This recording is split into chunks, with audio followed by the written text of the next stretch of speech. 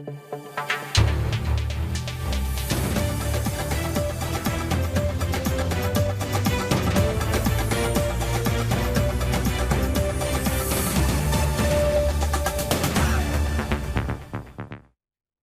দর্শক, স্বাগত জানাচ্ছি আজকে সম্পাদকীয়তে। সঙ্গে আছি আমি জাফর সাদিক।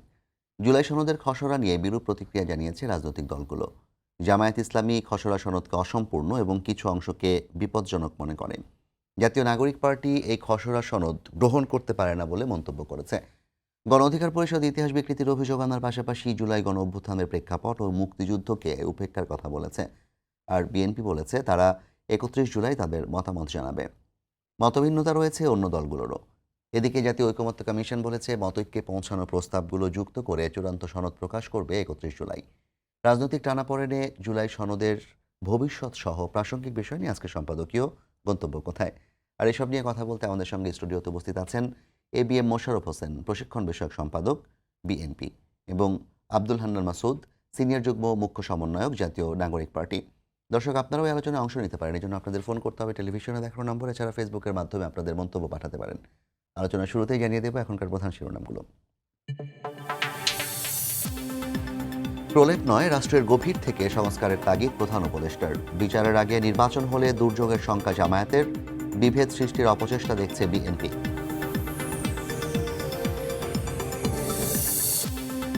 চাঁদাবাজদের রক্ষার চেষ্টা প্রতিহতের হুঁশিয়ারি এনসিপির। দেশ গড়তে নতুন সংবিধান দাবি। ধর্মীয় সংখ্যালঘুদের ওপর হামলার পেছনে রাজনৈতিক উদ্দেশ্য দেখছেন নাহিদ।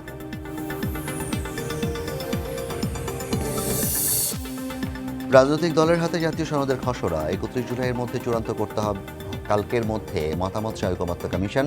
২ বছরে পূর্ণ বাস্তবায়ন নিয়ে মিশ্র প্রতিক্রিয়া।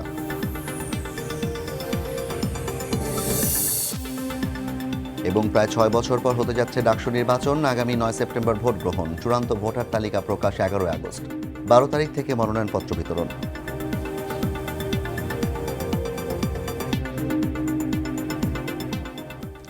জনাব ABM মোশাররফ হোসেন, আপনাকে দিয়ে শুরু করতে চাই। আজকে প্রধান উপদেষ্টা একটি সভায় কিছু কথা বলেছেন এবং তার বিপরীতে মির্জা ফখরুল ইসলাম আলমগীর, আপনাদের মহাসচিব, তিনি যেটি বলেছেন যে একটা জিনিস আমাদের মনে রাখা প্রয়োজন, সুষ্ঠু ভোটের মাধ্যমে জনগণের প্রতিনিধিত্ব সম্পন্ন সরকার খুবই জরুরি। এবং তিনি আশা প্রকাশ করেছেন প্রধান উপদেষ্টা তার যে প্রস্তাব কিংবা তার যেই প্রতিশ্রুতি সেটি তিনি রক্ষা করবেন। একটু জানাবেন, ঐকমত্য কমিশন এদিকে জুলাই সনদ নিয়ে তারা একটা খসড়া তৈরি করে সব রাজনৈতিক দলের হাতে দিয়েছে, মাত্র ২-৩ দিন সময় দিয়ে সেটি স্বাক্ষর করতে বলছে। তো সব কিছু মিলিয়ে জুলাই সনদ স্বাক্ষর না করে ভোট কি আসলে আদৌ রাজনৈতিক দলগুলো ঐকমত্যে পৌঁছাতে পারবে কিনা? ধন্যবাদ আপনাকে, ধন্যবাদ আমার সহ আলোচক হান্নান মাসুদ সহ সময় টিভির দর্শক সবাইকে আমি শুভেচ্ছা জানাচ্ছি। আসলে ঐক্যমত পৌঁছাতো আসলে একটা কঠিন বিষয়, কারণ এক একটা রাজনীতির এক একটা আদর্শ থাকে, দর্শন থাকে, তার এক একটা দৃষ্টিভঙ্গি থাকে। সবগুলি তো এক জায়গায় আপনি কখনো করতে পারবেন না। আর যদি সেটা হয় তাহলে সেটাকে তো গণতন্ত্র বলা যাবে না, কারণ নানা মত পথকে এক জায়গায় নিয়ে এসে যদি আপনি একটা সংখ্যাগরিষ্ঠের মতামত একটা সিদ্ধান্ত নিতে পারেন, সেটাই গণতন্ত্রের সবচেয়ে বড় সফলতা। ঐক্যমত কমিশনে আপনি দেখেন, আমি যেটা দেখেছি যে ঐক্য কমিশনের সহসভাপতি জনাব আলী রিয়াজ, উনি বলেছে 20টার মধ্যে 12টা হয়ে গেছে। জি, তো 12টা যদি হয় আপনাদের, আমি মনে করি এটা বিশাল অর্জন। কারণ আজকে আপনি দেখেন বিএনপির একটা আইডিওলজি আছে, জামাতে ইসলামের একটা আইডিওলজি আছে, এনসিপি হয়তো এখনও তাদের আইডিওলজি ঠিক করতে পারে নাই, অন্যান্য দলগুলি আসে। সুতরাং এগুলিকে এক জায়গায় নিয়ে আসা কিন্তু সত্যি কঠিন কাজ। কিন্তু আপনাকে দেখতে হবে যে কোন কোন বিষয়ে ঐক্যমত হয়েছে। এবং আপনার মাননীয় প্রধান উপদেষ্টার বক্তব্য যদি আপনি একটু স্মরণ করেন, উনি বলেছিলেন রাজনৈতিক দলগুলি যেই যেই বিষয়ে ঐক্যমত হবে সেইগুলি আমরা আইনে পরিণত করব, বাকিগুলি পরবর্তী সংসদ এসে সেইগুলির ব্যাপারে সিদ্ধান্ত নেবে। এখানে 12টা তো অলরেডি হয়ে গেছে। তাইলে আমি তো মনে করি এটা বিরাট অর্জন যে রাজনৈতিক দলগুলি যে নানা মত পথ থাকার পরে যে 12টা বিষয়ে ঐক্যমত হয়েছে, এবং বাকি 8টাও আরও 2 দিন আলোচনার সুযোগ আছে। এখান থেকে যদি আরও অর্ধেকও হয় তাহলে তো বিরাট অর্জন। তো সুতরাং আমি দেখি না যে আপনি যে কথা বললেন যে নির্বাচনে কোনো অনিশ্চয়তা আছে, আমি দেখি না। এখন হলে আন্তরিকতার ব্যাপার, যে নির্বাচন যারা আয়োজন করবে, অর্থাৎ এই অন্তর্বর্তীকালীন সরকার, তারা কতটুকু আন্তরিক। জামায়াত ইসলামের আমিরও তো আজকে একটা কথা বলেছেন যে যদি বিচারের আগে নির্বাচন হয় তাহলে হচ্ছে একটা ডিজাস্টার তৈরি হবে। না, আপনি এখন দেখেন বিচারের কিছু প্রক্রিয়া আছে, বিচারের কিছু পদ্ধতি আছে। আপনাকে একজনের বিরুদ্ধে অভিযোগ আনবেন, সে তথ্য উপাত্ত নিয়ে দুই পক্ষের মধ্যে মানে বাদী বিবাদীর মধ্যে যুক্তিতর্ক হবে, বিচারক কোনটা সন্তুষ্ট, এটা দীর্ঘমেয়াদী একটি প্রক্রিয়া। আপনি বিচার কি কার উপর চাপিয়ে দেবেন? আমার মনে হয় জামাত ইসলাম যে কথাটি বলেছে এটা হলো বিচারকে একটা বিদ্যাঙ্গুলি দেখানো। তাহলে তো আপনি যে কোনো যাদের বিরুদ্ধে মামলা হয়েছে তাদেরকে আপনি ফাঁসি দিয়ে দেন, যাবজ্জীবন দিয়ে দেন, তাইলেই তো হয়ে যায়। তাহলে তো আজকে এই যে ট্রাইব্যুনাল গঠন এগুলি কোনো দরকার হয় না। অর্থাৎ আপনি যেই বক্তব্যটা দেবেন বা যেই একটা রাজনৈতিক দল হিসাবে আপনাকে সে দায়িত্বশীল ভূমিকাটা পালন করতে হবে। কিন্তু আমরা দেখি কিছু, এই যেমন জামাত ইসলামে আমরা যদি বলি, জি, দীর্ঘদিন তাদের নিবন্ধন ছিল না, প্রতীকও ছিল না। প্রতীকও ছিল না, তাদের অসংখ্য নেতাকে ফাঁসি দেওয়া হয়েছে। সুতরাং তারা হয়তো মনে করে যদি আমরা নির্বাচনটা একটু পিছাতে পারি, নির্বাচন যদি কিছুদিন পরে হয়, তাহলে তাদের হয়তো একটু রাজনৈতিকভাবে সুবিধা হবে। তারা তো অলরেডি 297 আসনের প্রার্থী ওই তো ঘোষণা এইটা করেছে। দেখেন, এইটা তাদের একটা দ্বিমুখী একটা নীতি। একদিকে নমিনেশন ঘোষণা করছে, অন্যদিকে আবার বলছে নির্বাচন পিছাতে হবে। অর্থাৎ তারা কি চায় এই জিনিসটা সম্বন্ধে তাদেরও নিজস্ব ধারণা নেই। তারপর এখানে এনসিবির একজন প্রতিনিধি আছে, নেতা আছে, আপনি দেখবেন এনসিবিরও সংকট আছে, আমরা বুঝি, বাস্তবতা নিরিখে তো দলটা এখনো নিবন্ধন পায়নি। এখনো কি নিয়ে তারা জনগণের কাছে যাবে, সেই তাদের দলের ম্যানিফেস্টো কিংবা এজেন্ডা ম্যানিফেস্টো তৈরি কি, করতে সেইটা পারেনি। এজেন্ডা কি তারা এখনো বাস্তবায়ন করতে পারে নাই। অথবা তারা কোন দর্শন নিয়ে রাজনীতি, যে কোনো দলের একটা দর্শন আছে। যেমন আমরা বাংলাদেশি জাতীয়তাবাদে বিশ্বাসী, বহুদলীয় গণতন্ত্রে বিশ্বাসী। আওয়ামী লীগ আবার বাঙালি জাতীয়তাতে বিশ্বাসী, এরা ওই যে সেকুলার রাজনীতিতে বিশ্বাসী। আবার জামাতে ইসলামে দেখেন কোরআনের শাসন তারা কায়েম করতে চায়। এক একটা দলের একটা বিশ্বাস আছে। জি। এনসিবির কি আমরা তো জানি না। সুতরাং এনসিবি হয়তো মনে করে যদি একটু নির্বাচন পিছানো যায়, একটু সময় পাওয়া যায়, তাহলে তারা একটু গুছিয়ে নিয়ে হয়তো রাজনীতির মাঠে থাকতে পারবে। তো এই সংকটগুলি তো আছে, আমাদের অস্বীকার করার কোনো সুযোগ নাই। কিন্তু তারপরও দেশটার দিকে আমাদের তাকাতে হবে। আপনি দেখেন 1 বছর প্রায় অতিক্রম হয়ে গেছে, আমাদের কোনো সংকট থেকে কিন্তু আমরা বেরোতে পারিনি। আপনি দেখেন আইন শৃঙ্খলা আমরা কোনো উন্নতি করতে পারিনি এখনো পর্যন্ত, ব্যর্থ হচ্ছে এই সরকার। আজকে দেখেন আমাদের বিনিয়োগ নাই, অর্থনৈতিক সংকট, রাজনৈতিক আজকে $25 কোটি একটা বিনিয়োগ হংকং থেকে আসার কথা জানা যাচ্ছে। এগুলি বলছে। আপনার মনে আছে, আপনার বিনিয়োগ সম্মেলনের কথা মনে আছে তো? আমরা নিশ্চয়ই কি ডাকডোল পিটিয়ে যে বিদেশ থেকে একজনকে আমদানি করে নিয়ে আসে, কি চৌধুরী সাম ভদ্রলোকের নাম, জি, উনি নাকি একটা মানে জাদুর কাঠি দেখিয়ে দেবে। আশিক চৌধুরী। হ্যাঁ, আশিক চৌধুরী 1 টাকার বিনিয়োগ আজ পর্যন্ত আনতে পারেন নাই। বরং বাংলাদেশের 3.5 কোটি টাকা এর পিছনে ব্যয় হয়েছে। তাহলে মানে সাফল্যটা কোথায়? সুতরাং, এবং আপনি দেখেন স্পষ্ট ভাষায় সে বিনিয়োগে বলেছে, যারা বিদেশি বায়ার অথবা যারা ইনভেস্টর যোগদান করেছে, তারা বলেছে নির্বাচিত সরকার ছাড়া আমরা কোনো বিনিয়োগ করব না। এই সরকার কি এই সহজ শব্দটা বুঝতে পারে না? নিশ্চয়ই পারে, কিন্তু তাদের মধ্যে কোনো উপদেষ্টা বা কোনো মহল, কারণ এখানে তো নানা ধরনের ক্ষমতার বিন্দু আছে। কেউ চায় ইউনূস সাহেব যদি দীর্ঘদিন ক্ষমতায় থাকে তাহলে তাদের কিছু সুবিধা হবে। এই চক্র হয়তো নানাভাবে নির্বাচনটাকে পিছাতে, বিলম্বিত করতে অথবা অনিশ্চয়তা করার জন্য একটা, এই দেখেন একটা নতুন এখনই, আরে বাংলাদেশে তো আওয়ামী লীগের কোনো নামগন্ধই নাই। এখন দেখেন আজকে একটা লোক বাংলাদেশে নাকি আগামী মানে এসবির প্রতিবেদন যেটা। হ্যাঁ 8 তারিখ নাকি বাংলাদেশে ওলট পালট হয়ে যেতে পারে। এগুলো এটা জুজুর ভয় দেখানো। কারণ আমরা এর আগেও তো দেখেছিলাম, আওয়ামী লীগ হরতাল ডেকেছে না? এর মধ্যে তো আমরা কি হরতাল ডেকেছিল তো আমরা টের পেয়েছি? হরতাল হয়েছে না ভূমিকম্প হয়েছে নাকি আমরা আলাপ পাইনি। আবার মাঝে একবার ঘোষণা দিয়েছিল যে তারা ঢাকার রাজপথ দখল করবে, আপনি কোথাও খোঁজ পেয়েছেন? অর্থাৎ একটা বার্তা দিতে চায় যে বাংলাদেশে স্টেবল পরিবেশ নাই, হয়তো নির্বাচন করা সম্ভব না। তবে এই জায়গা থেকে যদি আমরা বেরিয়ে না যেতে পারি, তাহলে রাষ্ট্র হিসাবে আমাদেরকে চরম মূল্য দিতে হবে। অসংখ্য আপনাকে ধন্যবাদ আব্দুল হান্নান মাসুদ। আপনার কাছে আমার প্রশ্ন হচ্ছে, জুলাই সনদ নিয়ে সবচেয়ে বেশি সোচ্চার ছিল এনসিপি। ডিসেম্বরে জুলাই সনদের কথা তারা বলেছিল যে ডিসেম্বরের মধ্যে দিতে হবে। এরপর তো হচ্ছে পরবর্তীতে এমনও বলা হলো যে জুলাই সনদ নিজেরাই কিংবা ঘোষণাপত্র নিজেরাই দিয়ে দিবেন আপনারা শহীদ মিনারে, এমনটাও হলো। এখন যখন জুলাই সনদ স্বাক্ষরের দ্বার প্রান্তে, তখন আপনারা বলছেন যে এই সনদ আমরা গ্রহণ করতে পারি না, যেহেতু এখানে 2 বছর ধরে এই সনদ বাস্তবায়নে, নির্বাচনের পর 2 বছর ধরে সময় দেওয়া হয়েছে। কি বলবেন আসলে? ধন্যবাদ সময় টিভিকে, ধন্যবাদ আমার সহ আলোচক। দেখেন হচ্ছে এখানে একটা বিষয়, আমি তো জার্নালিস্ট হিসেবে আপনার কাছ থেকে আরো স্পষ্ট ভাবে আপনার জানবেন বলে আমি ধারণা করছিলাম। জুলাই সনদ আর জুলাই ঘোষণাপত্র মনে হয় দুইটা না, সেখানে কিন্তু difference, আপনারা এই কথাটা আলাদা। একইভাবে বলেছেন, না, মানে আমরা আলাদা করেননি আপনারা আমরা সেই সময়। একইভাবে বলি নেই। আমরা জুলাই ঘোষণাপত্র চেয়েছি প্রত্যেকবারই।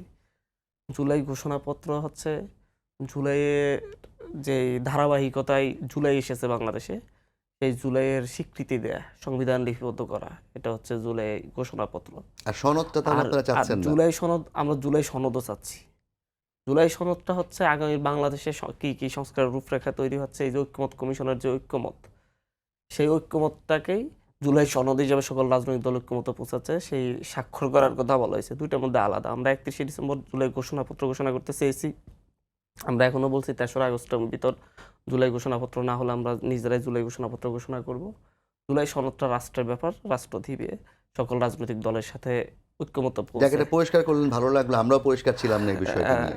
এখন জুলাই সনদের যে ইস্যুটাই জেগে এসেছে, আমরা বলছি মৌলিক সংস্কার, যেগুলার কারণে বাংলাদেশ রাষ্ট্রটা মাথা তুলে দাঁড়াইতে পারে নাই, যে প্রতিষ্ঠানগুলোকে শক্তিশালী করা হয় নাই বলে, সেই সংস্কারগুলো ব্যতি রেখে যদি জুলাই সনদ হয়, তাহলে সেটা হবে জাতির সাথে জাস্ট একটা তামাশা। আপনার সবচাইতে বড় কথা হচ্ছে আমাদের এই জুলাই অভ্যুত্থানটা মূলত হচ্ছে চাকরিতে প্রথম শুরু হয়েছিল। চাকরিতে হচ্ছে ন্যায্য মানে একটা মেধাবীরাই যেন চাকরি পায় এবং তাদের যেন এখানে যেন রাজনৈতিক হস্তক্ষেপ না থাকে, কোনো কোটা না থাকে, এটার উপর নির্ভর করে। আপনার পিএসসি, যেটা মূলত হচ্ছে পিএসসি থেকে যারা ক্যাডার হয় তারাই মূলত রাষ্ট্রটা পরিচালনা করে, সেই নিয়োগ প্রক্রিয়া নিয়ে আমরা কথা বলছি, সেটা সংস্কার প্রয়োজন বলছি। জি। কিন্তু সেই সংস্কারের ক্ষেত্রে বাধা হয়ে দাঁড়িয়েছে, এটা নিয়ে আলোচনা করতেই রাজি না। পিএসসি সংস্কার না হলে কি হইতে পারে, ওই যে মনে থাকার কথা 4 দলীয় জোটের শাসন আমলে যে বগুড়া আজিজুল হক কলেজ থেকে 25 জন পুলিশ ক্যাডার হয়ে গিয়েছে, সেটা হতে পারে যদি এটা নিরপেক্ষতা না থাকে। এখন এরপর হচ্ছে দুদকের কথা। দুদক একটি সাংবিধানিক প্রতিষ্ঠান। আমরা বলছি যে হচ্ছে দুদকের নিয়োগ, দুদকের প্রধান কমিশনার কে হবে, সেটা একটু স্বচ্ছ প্রক্রিয়া হওয়া দরকার, একটা সাংবিধানিক কমিটির মাধ্যমে হওয়া দরকার। কিন্তু না, এটা হচ্ছে প্রধানমন্ত্রীর সুপারিশ ক্রমে রাষ্ট্রপতি করে না, প্রধানমন্ত্রীর হাতে থাকতে হবে। জি। এটা নাকি নির্বাহী ক্ষমতা, নাকি হচ্ছে মানে বিএনপির ভাষ্য মতে, আমাদের জুলাইয়ের সঙ্গী যারা হচ্ছে জুলাইয়ের সাথী, রাজপথের সাথী, তাদের ভাষ্য মতে এটা নাকি নির্বাহী বিভাগের ক্ষমতা নাকি হচ্ছে হ্রাস করা হচ্ছে। বাট আসলে কি এটা হ্রাস করা হচ্ছে? সাংবিধানিক পদগুলাই তো হচ্ছে নির্বাহী বিভাগকে প্রশ্ন করার জন্য তৈরি করা, নির্বাহী বিভাগকে চ্যালেঞ্জ করার জন্য তৈরি করা, নির্বাহী বিভাগের ভুলগুলা দেখিয়ে দেওয়ার জন্য তৈরি করা। জি। তাহলে কেন আপনার দুদকে দুর্নীতি দমন কমিশন কেন হচ্ছে স্বাধীন কোনো সংস্থা নিয়োগ করতে পারবে না, স্বাধীন কোনো কমিটি নিয়োগ করতে পারবে না, সেটা প্রধানমন্ত্রী করতে হবে কেন? তাহলে মন্ত্রীদের দোষ যদি প্রধানমন্ত্রী চোখ রাঙানি দেয়, তাহলে হচ্ছে মন্ত্রীদের না, দুদক তো মন্ত্রীদের প্রধানমন্ত্রী নিয়োগ দেন না, দুর্নীতিগুলা রাষ্ট্রপতি আসলে। প্রধানমন্ত্রী সুপারিশ করে রাষ্ট্রপতি। বাংলাদেশে এটা আপনিও জানেন, আমিও জানি, এটা নিয়ে আলাদা কথা বলার দরকার নেই। তো এই জাতীয় মেন সাংবিধানিক পোস্টগুলো নিয়ে আমাদের সবচাইতে বড় কথা, পিএসসি সংস্কার, দুদক, নির্বাচন কমিশন নিয়োগ কার্যমালা, এটা কার্যবিধি, এতে রাজি হয়েছে অবশ্যই নির্বাচন কমিশন নিয়ে। বড় বড় যে সংকটগুলো বাংলাদেশে আসলে তৈরি হয়েছে, সেই সংকটগুলো নিরসন না করেই যদি হচ্ছে আপনি একটা জুলাই সনদ তৈরি করেন, এটা যেইলাও সেই কদুর মতো হবে, কোনো পরিবর্তন হবে না। আপনার দুর্নীতি দমন কমিশনকে বিরোধী দলীয় নেতাকর্মীদেরকে হয়রানি করার জন্য ব্যবহার করা হবে। যারা রাষ্ট্র ক্ষমতায় আছে তাদের অপরাধ খুঁজে বের করার জন্য, তাদের দুর্নীতি খুঁজে বের করার জন্য ব্যবহার করা হবে না। এই জায়গাগুলো যদি আপনি ঐক্যমত না হন, শিক্ষার্থীরা তো মানবে না। আমরা যদি এই জুলাই সনদে যে পিএসসির সংস্কার হচ্ছে না, জুলাই সনদে সাইন করে বসি, শিক্ষার্থীরা আমাদেরকে তো বেঈমান ভাববে, প্রতারক ভাববে। কারণ আমাদের তো সেই ট্রমাটা আছে। এখন আমরা যখন বলি যে দুদক, পিএসসি এদের সংস্কারের জন্য মৌলিক সংস্থাগুলো সংস্কার করা প্রয়োজন, এটা নিয়ে কথা বলা দরকার, এদের নিয়োগ কীভাবে হবে, তখন যখন বলতেছে যে আচ্ছা আমরা এটা নিয়ে কথাই বলবো না, ওয়ার্কআউট করব, তখন আমাদের সেই ট্রমাটা মনে পড়ে। আমাদেরকে বলা হয় যে হচ্ছে আপনারা আমাদের উপর আস্থা রাখেন, আমরা হাসিনা না। কিন্তু আমরা তো আস্থা কিভাবে রাখবো অতীত বিবেচনা করে? কেন 4 দলীয় জোট আমলে এই বিসিএস এর নিয়োগ বাতিল হয় নাই, প্রশ্ন পাস এবং হচ্ছে জালিয়াতির কারণে? আমরা কিভাবে পিএসসি আপনারা সুন্দরভাবে নিয়োগ দিবেন, এটা কিভাবে বিশ্বাস করব? এখন কি সেই ভরসা করার সুযোগ আছে? ঠিক দুদক, যেই দলই আপনারা যখনই ক্ষমতায় গেছেন, হয়তো আমরাও যদি সুযোগ থাকে, হয়তো এনসিপি ক্ষমতায় গেলে এনসিপি একই রকম করতে বাধ্য হবে, যে বিরোধী দলকে কীভাবে দমন করা যায় সেটার জন্য ব্যবহার করা। জাতীয় পার্টি ব্যবহার করছে আওয়ামী লীগের বিরুদ্ধে, বিএনপির বিরুদ্ধে, বিএনপি ক্ষমতায় এসে ব্যবহার করছে আওয়ামী লীগ জাতীয় পার্টির বিরুদ্ধে, আওয়ামী লীগ জাতীয়, এরপর আবার হচ্ছে আওয়ামী লীগ ক্ষমতায় এসে ব্যবহার করছে হচ্ছে বিএনপির বিরুদ্ধে, জামাতের বিরুদ্ধে। দুদককে সবসময় রাজনৈতিকভাবে ব্যবহার করা হয়েছে, কখনো আপনার হচ্ছে দুদককে স্বাধীনভাবে কাজ করতে দেয় না, নামে স্বাধীন। দুদক আমরা সংস্কার নিয়োগ কমিশনের প্রক্রিয়া- কিন্তু যতগুলো সুপারিশ ছিল তার মধ্যে একটা ছাড়া, এবং এটা একটা আইনি বিষয়, আইনগত একটা জায়গায় নির্বাচন মানে তাকে কিভাবে নিয়োগ দেওয়া হবে হ্যাঁ। সেগুলো সহ সবগুলো সুপারিশে তো সবগুলো দল মেনে নিয়েছে। সবগুলো সুপারিশ যেটা মেইন প্রয়োজন আমরা বলতেছি, আপনি আপনার দলের ক্যাডার ছাড়া কাউকে যখন নিয়োগ দিবেন না, এটা আমি নিশ্চিত হয়ে যাই, তখন বাকিগুলো কিছু না। বাংলাদেশের আইনগুলো কীভাবে চলে তো আমরা জানি। বাংলাদেশে তো প্রচুর আইন আছে, পুলিশ কীভাবে চলবে কীভাবে চলবে না। বাট পুলিশ কি পুলিশের মতো করে কাজ করতে পারে? পুলিশ কি আইনের ভিত্তিতে কাজ করতে পারে? কারণ আপনি তখন কোন পুলিশকে কোথায় ট্রান্সফার দিবেন, না, কোথায় পুলিশ পুলিশকে কমিশনের পোস্টিং বিষয়ে তো করবেন। একমত হয়েছে। হ্যাঁ, পুলিশ কমিশনের বিষয়ে একমত হয়েছে। আমরা বলছি মেন সাংবিধানিক যে সংকটগুলো মেনলি তৈরি করা হয়েছে বারবার, যেই প্রতিষ্ঠানগুলোর কারণে, প্রতিষ্ঠানগুলোর নিয়োগ প্রক্রিয়া স্বচ্ছ না হওয়ার কারণে বারবার বাংলাদেশে সংকট তৈরি হয়েছে, আপনার সেই মৌলিক সংস্কারগুলো আমাদের প্রয়োজন। মৌলিক সংস্কার 20টার মধ্যে 12টা হয়েছে, বাকি 8টাও মৌলিক পুরোটাই লাগবে। 20টাই মৌলিক সংস্কার না, মৌলিক সংস্কার মেনলি 5টা সাংবিধানিক প্রতিষ্ঠান 5টাই মূলত হচ্ছে বারবার সংকট তৈরি করেছে। সেই 5টার মধ্যে একটা সাংবিধানিক প্রতিষ্ঠানের নিয়োগ প্রক্রিয়ার ব্যাপারে, স্বচ্ছ নিয়োগ প্রক্রিয়ার ব্যাপারে একমত হয়েছে, বাকি 4টা ব্যাপারে একমত হয় নাই। জি, মোশাররফ ভাই, শুধুমাত্র আপনি যদি একটু একটা দল বলতেন। একমত হয় নাই, বাকি সব দল যেখানে একমত, শুধুমাত্র একটা দল একমত হয় নাই। এখানে আমি একটা বলি, আসলে আমাদের দেশে তো আইন আছে, সব বিষয়ে আইন আছে। এখন আইনের প্রয়োগটা কিভাবে হচ্ছে সেটা আমাদের দেখার বিষয়। এখন এবার এই সংস্কারের সবচেয়ে যে জিনিসটা জোর দেওয়া হচ্ছে, যে এই যে সাংবিধানিক প্রতিষ্ঠান বা যে প্রতিষ্ঠানগুলি নানা ক্ষেত্রে সংকট তৈরি করে, সেইগুলিকে কিভাবে জবাবদিহিতার মধ্যে আনা যায় জি। এবং কিভাবে নিয়োগটাকে স্বচ্ছ করা যায়। যেমন আপনাকে একটা বলি, সংসদ কার্যকরী হচ্ছে না কেন? এটাকে আলোচনার মাধ্যমে এটা চিহ্নিত হয়েছে যে আর্টিকেল 70 সবচেয়ে বড় বাধা। যুক্ত হয়েছে। এবার কিন্তু স্পষ্টভাবে রাজনৈতিক দলগুলি ঐক্য, আমরা 4টা প্রস্তাব দিয়েছিলাম, বিএনপির পক্ষ থেকে 4টা প্রস্তাব দেওয়া হয়েছিল, যে আপনার সংবিধান সংশোধন, বাজেট পাস, নিরাপত্তা, আরেকটা যেন কি, এই 4টা, এরা 2টা মেনে নিয়েছে। বিএনপি বলেছে ঠিক আছে আমরা 2টা মেনে নিয়েছি, আমাদের নিজস্ব ম্যানিফেস্টো যদি আমরা আমাদেরকে জনগণ রাষ্ট্র ক্ষমতার নেয়, তাইলে আমরা বাকি 2টা জনগণের কাছে ম্যান্ডেট চাপ। ওকে, কমপ্লিট। সংসদে স্থায়ী কমিটি সকলে মিলে চেয়েছে সংসদকে কার্যকর করার জন্য, বিরোধী দল থেকে সংসদীয় কমিটির সভাপতি নির্ধারিত করা হবে। ওকে, মেনে নিয়েছে সবাই। আপনার রাষ্ট্রপতির ক্ষমা সংক্রান্ত বিষয় যেটা আগে রাষ্ট্রপতি জি। করতো, সেই ক্ষেত্রে এখানে একটা সংশোধন আনা হয়েছে। তো এগুলি তো একটা গণতন্ত্রের উত্তরণের কিছু স্টেপ। কিন্তু ভাই, যে 5টি সাংবিধানিক মানে সংগঠন আমি প্রতিষ্ঠান বলছি নিয়ে আলাপ করবো, আমি সেটি বলছি একটু যদি আপনি আপনি একটু পাবেন। তারপর আপনি দেখবেন এই যে 5টার মধ্যে একটা প্রধান সাংবিধানিক প্রতিষ্ঠান, ইসি, না প্রধান বিচারপতি জি, নিয়োগ, প্রধান বিচারপতি। সেখানে কিন্তু অলরেডি ডিসিশন হয়ে গেছে যে যিনি জ্যেষ্ঠ উনি, আবার একটা প্রস্তাব করা হয়েছে যে না উনি কোনো কারণে ওনার নানা সমস্যা থাকতে পারে, তাহলে দ্বিতীয় আরেকজনকে এর অন্তর্গত, মানে প্রথম 2জন থেকে যে কোনো একজন সেটেল। এটা সাংবিধানিক প্রতিষ্ঠান, কিন্তু এটা কিন্তু আপনার অন্য কিছু না। সংবিধান সংশোধন, আপনার প্রধানমন্ত্রীর একাধিক পদের বিধান। এখন আপনি দেখবেন, আপনি যদি ডেমোক্রেসিতে বিশ্বাস করেন, যিনি প্রধানমন্ত্রী ওনারা বলছেন যে এনসিপি সহ অন্যান্য দল বলছে যিনি প্রধানমন্ত্রী হবেন তিনি দলের প্রধান হতে পারবে না। এখানে আপনি দেখেন, গণতন্ত্র যদি আপনি বিশ্বাস করেন, দল নির্বাচন করবে কে তার দলের প্রধান হবে, আর যিনি এমপি নির্বাচিত হবেন উনি নির্ধারণ করবেন ওনারা যে কে আমার সংসদ প্রধানমন্ত্রী হবে। নেতা হবে। তা আপনি এখানে কি গণতন্ত্রের মধ্যে ইন্টারফেয়ার করবেন? আর আরেকটু ব্যাপার আছে, যে আজকে আমাদের মতো এইসব দেশে কিন্তু একটা মডেল আছে, যেমন আপনার ভারতের দিকে তাকান, মোদীকে কেন্দ্র করে কিন্তু নির্বাচনটা হয়েছে। জি, এখন নির্বাচনে একটা রাজনৈতিক দল তার নির্দিষ্ট ম্যানিফেস্টো জনগণের কাছে আবেদন জানায় যে আমার এই আমি করতে চাই, আপনি আমাকে ভোট দিলে আমি রাষ্ট্রীয় গঠন করব। এখন আমি জনগণের কাছে ওয়াদা করেছি, কমিটমেন্ট করেছি, আমাকে বাস্তবায়ন করার মতো কোন নেতা পারবে সেটা তো আমার ব্যাপার। আর আমি যদি ব্যর্থ হই তাহলে পরবর্তী নির্বাচনে তো আমাকে জনগণ ম্যান্ডেট দেবে না। সুতরাং আপনাকে এখানে এই জিনিসটা বুঝতে হবে, অনেকে এই জিনিসটা বুঝতে চায় না। তারপর আপনি দেখবেন প্রধানমন্ত্রী কত বছর থাকবে। আমরা দেখি খুব অহংকারের সাথে বলা হয় যে 5বারের প্রধানমন্ত্রী, 3বারের প্রধানমন্ত্রী, 4বারের। স্টেট বলে দেওয়া হয়েছে কোনো ব্যক্তি জীবন দশা 10 বছর বেশি প্রধানমন্ত্রী হতে পারবে না। এর চেয়ে আপনার সংস্কার কি চান? তারপর আপনার এই যে পুলিশ কমিশন বলছে, নির্বাচন কমিশন নিয়োগ, আপনি দেখেন অলরেডি একটা কিন্তু হয়ে গেছে যে সকল দলের মিলত, এই সকল দল মিলেও কি আপনার পক্ষপাতিত্ব করবে বা নিজস্ব লোক নিয়োগ দেবে সম্ভব? আপনার প্রধানমন্ত্রী, বিরোধী দলের নেত্রী, স্পিকার, ডেপুটি স্পিকার, আরেক বিরোধী দলের নেত্রী। অর্থাৎ আপনি যে যাত্রাটা শুরু করছেন, রাতারাতি তো আমরা সবকিছু অর্জন করতে কিন্তু পারবো। যে হান্নান মাসুদ যেটি বললেন যে কোটা সংস্কার আন্দোলনকে কেন্দ্র করে তো এটা হয়েছিল, তো তো সেই সরকারি চাকরির নিয়োগ যে প্রতিষ্ঠানের উপর নির্ভর করে পিএসসি, সেটির ব্যাপারে কেন আপনাদের এখন না না আমাদের আপত্তির এখানে কোনো বিষয় না। আমরা বলেছি কিছু আপনার সাংবিধানিক কিছু কাঠামো তো আছে, যে কাঠামো রাষ্ট্রের মধ্যে ব্যালেন্স তৈরি করে, যে রাষ্ট্র মানে সরকারের মধ্যে সরকার যদি স্বৈরাচারী হয় সেই প্রতিষ্ঠানগুলি তাকে একটা চেক আপ ব্যালেন্স তৈরি করতে পারে। তো আপনি সব কিছু যদি সাংবিধানিকের মধ্যে দেন তাহলে সেই গভর্নমেন্টটা চলবে কিভাবে? গভর্নমেন্টটা চলবে কিভাবে?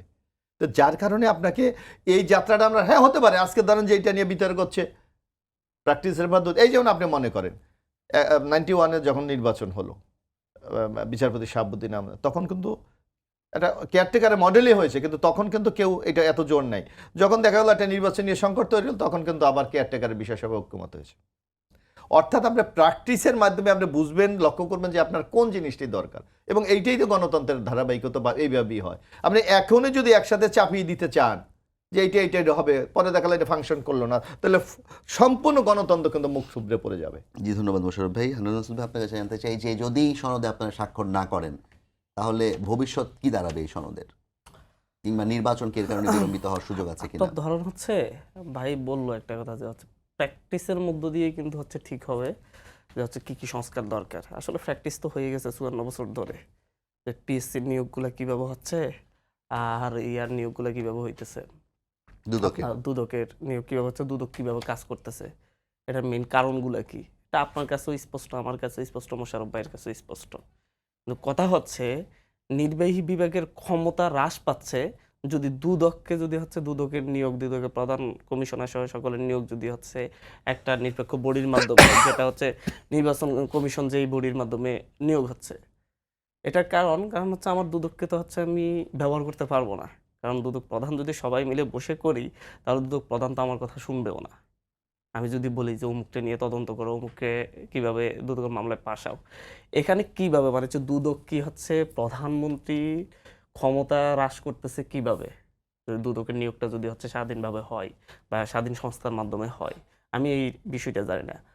দুদককে নিয়ে আমাদের প্র্যাকটিস 54 বছর ধরে হচ্ছে, কি হয়েছে, সরি 54 না, মানে 20 বছর ধরে হইতেছে। 20 বছর আমরা তো প্রত্যেকবারই দেখলাম যে দুদককে কেন ব্যবহার করা হচ্ছে, দুদককে কিভাবে ব্যবহার করছে। আগে দুদক ছিল হচ্ছে প্রধানমন্ত্রীর আন্ডারে, তারপরে করা হচ্ছে সাংবিধানিক একটি প্রতিষ্ঠান, তারপরে করা হয়েছে সেই সাংবিধানিক প্রতিষ্ঠান করে, সেখানেও প্রধানমন্ত্রীর হস্তক্ষেপ ছাড়া কিছু হয়নি।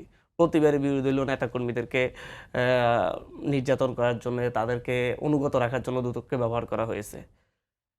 একইভাবে পিএসসির নিয়োগ প্রক্রিয়া নিয়ে তো আমরা বারবার দেখছি, আওয়ামী লীগের আমলেও দেখেছি, বিএনপির আমলেও দেখেছি, প্রত্যেকটা আমলে দেখেছি পিএসসিকে কীভাবে মানে হচ্ছে তারা ইনফ্লুয়েন্স করে থাকে।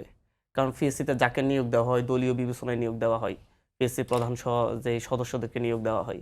আমরা যখন আপনারা ভরসা করতে বলবেন তাহলে তো আমি বলবো যে আপনার এক্সাম্পল থাকার দরকার, যে আমি কেন আপনার উপর ভরসা না, করব। এগুলো তো আমরা আলাপ করলাম, তো একটু না, বলবেন যদি সনদটা স্বাক্ষর না হয় আমি তাহলে একটু এটার গন্তব্য কি হবে একটু আমাদের? বিষয়টা শেষ করি।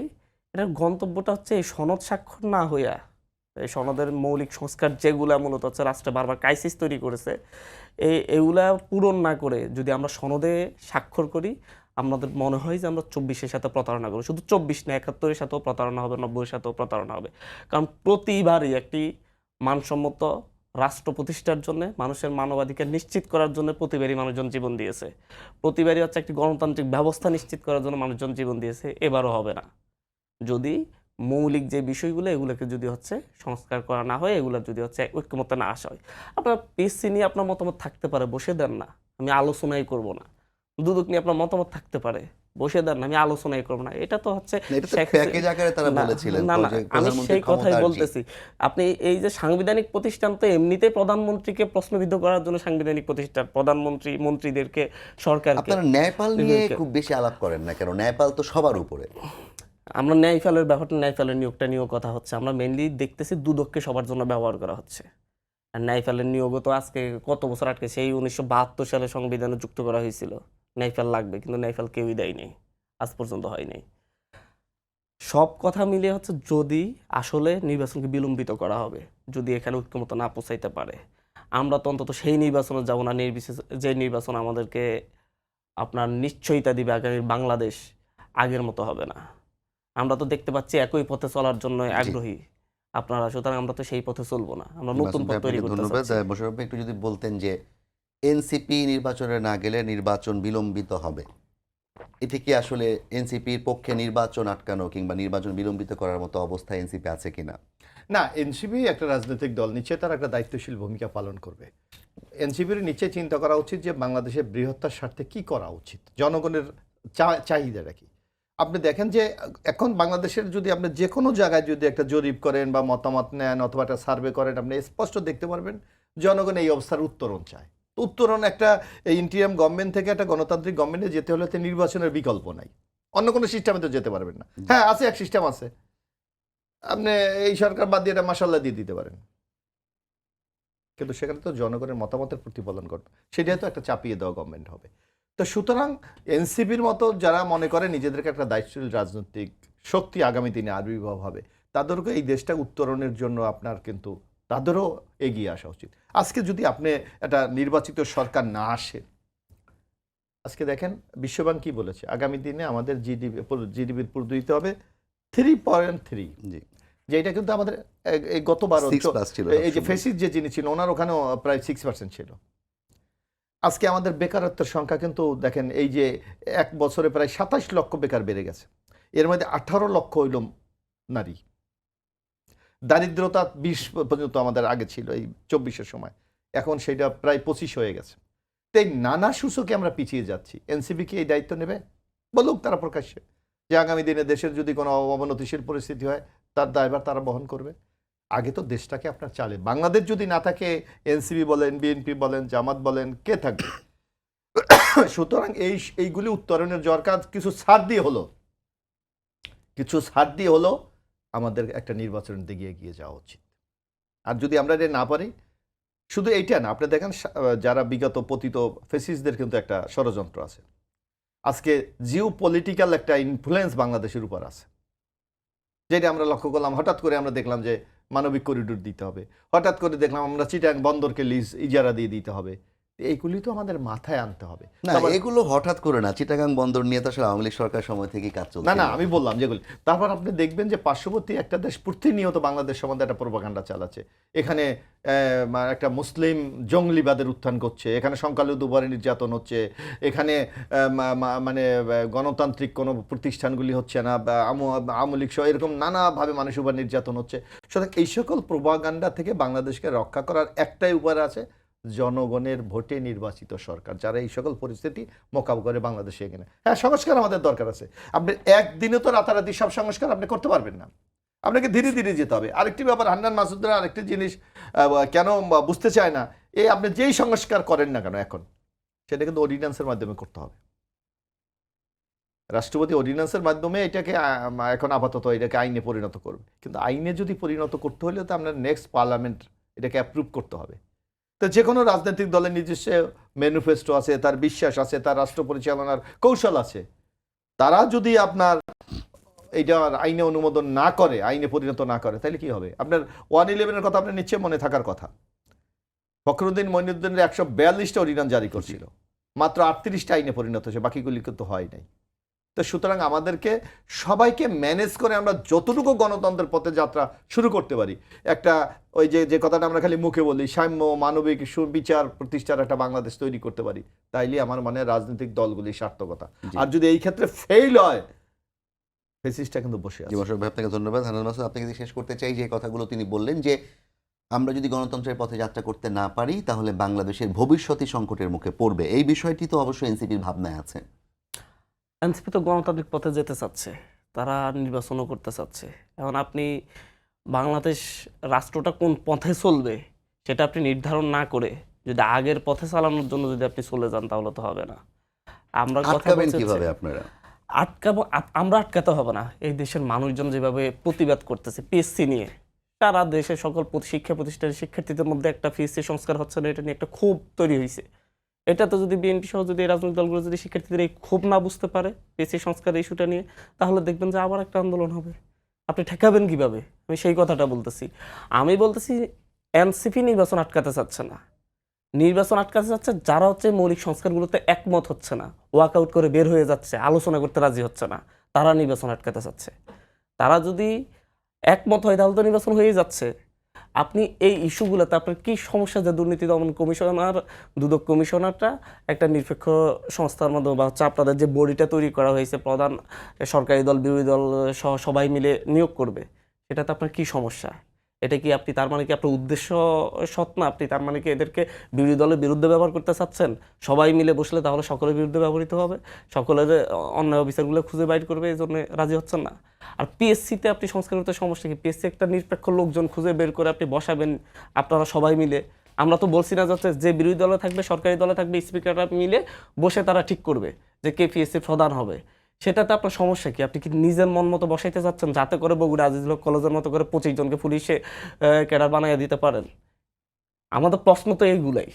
আপনি এগুলা যদি সদুত্তর না থাকে, আপনি যদি এগুলা নিয়ে আলোচনাই করতে না চান, তাহলে নির্বাচন কিভাবে হবে? ধরুন নিরপেক্ষ দুদক কমিশনার আসলো, হুম। কিন্তু তারা রাজনৈতিক সরকারের চাপে রাজনৈতিক সরকারের নির্দেশনাই মেনে নিল, তখন কি পরিস্থিতি দাঁড়াবে? তখন তো অবস্থা বুঝে সেই অনুযায়ী বাংলাদেশের মানুষই কথা বলবে। ধরুন অনেক কিছু হইতে পারে, ধরে নি সরকার নির্বাচিত হয়েই আসলো, আবার শেখ হাসিনার মতো আচরণ শুরু করলো। ধরে নি যে তত্ত্বাবধায়ক সরকার এখন রাজিই হলো, আবার গিয়ে তত্ত্বাবধায়ক সরকার বাতিল করে দিল। ধরে তো আমরা অনেক কিছুই নিতে পারি, তাই জন্য কি আমরা কিছুই করবো না? না গেলে সে যে সনদে স্বাক্ষর করতে যে কথাটা দিচ্ছে আজকে তো মিডিয়াতে রেকর্ডেড, এটা দেশের মানুষ বিচার করবে তাদের তখন। আমি বলতে চাচ্ছি আপনাকে এখন এই জুলাই পরবর্তী অবস্থায় আপনি যদি এই মৌলিক জায়গাগুলোতে একমত হতে না পারেন, আলোচনা করতে না পারেন, তাহলে তো আপনিই নির্বাচন ঠেকাচ্ছেন। আপনি অন্যকে দোষ দিবেন কেন? জি, আপনার শিক্ষার্থীরা যদি কালকে যদি বলে আমি নিরপেক্ষ পিএসসির চেয়ারম্যান নিরপেক্ষ চাই এবং নিরপেক্ষ নিয়োগ কীভাবে হবে তার নিশ্চয়তা চাই, আমি ক্যাডার হতে চাই, আমি চাই না এখানে রাজনৈতিক ইনফ্লুয়েন্স থাকুক। যে বাইবাতে যাওয়ার পরে দেখা যাচ্ছে যে হচ্ছে যারা রাজনৈতিক পরিচয় ছাত্রদল করলে, যে বিএনপি সরকার থাকলে ছাত্রদল করলে নিয়োগ পাচ্ছে, জামাত থাকলে শিবির করলে নিয়োগ পাচ্ছে, বাকি কেউ পাচ্ছে না। এভাবে যদি হয় তাহলে এরকম তো সন্দেহ তো শিক্ষার্থীদের মনে দানা মারতেছে। তারা যদি রাস্তায় নামে আপনি এদেরকে ঠেকাবেন কিভাবে? জি মাসুদ ভাই, আপনাকে ধন্যবাদ। আমি মোশাররফ ভাই আপনার কাছে 30 সেকেন্ড শুনতে চাই। আজকে প্রধান উপদেষ্টার কথা বলেছেন, মাঝে মাঝে ভয় হয় জুলাই শিক্ষা ক্ষয়ে যাবে, আপনারও কি ভয় হয় কিনা? অবশ্যই হয়। আমরা যদি ঐক্যবদ্ধভাবে এই পরিস্থিতি মোকাবেলা না করতে পারি তাহলে তো অবশ্যই দুর্যোগ আমাদের মধ্যে নেমে আসবে। এই যে আপনি দেখেন ঘোষণা হলো যে 8 দিন কি বিশেষ সতর্কতামূলক অবস্থা, 12 দিনের। হ্যাঁ, তো নিশ্চয়ই একটা ভয় আতঙ্ক শঙ্কা তো আছেই, যার কারণে তো রাষ্ট্র এই পদক্ষেপগুলি নিচ্ছে। সুতরাং রাষ্ট্রের উচিত এই জায়গাগুলিকে প্রোটেক্ট করে আগামী দিনে একটা জি, গণতন্ত্র। অনেক ধন্যবাদ দেবী মোশাররফ হোসেন এবং আব্দুল হান্নান মাসুদ আপনাদের দুজনকে। আমরাও প্রত্যাশা করি যেই সংকট কিংবা যেই সমস্যার সম্ভাবনা তৈরি হতে যাচ্ছে সেগুলো খুব শীঘ্রই সমাধান হয়ে যাবে এবং বাংলাদেশের গন্তব্য সত্যিকার একটি সুন্দর বাংলাদেশের দিকে যাবে। সবাইকে ধন্যবাদ জানিয়ে শেষ করছি আজকে সম্পাদকীয়। আগামীকাল আবারও দেখা হবে একই সময়। শুভরাত্রি।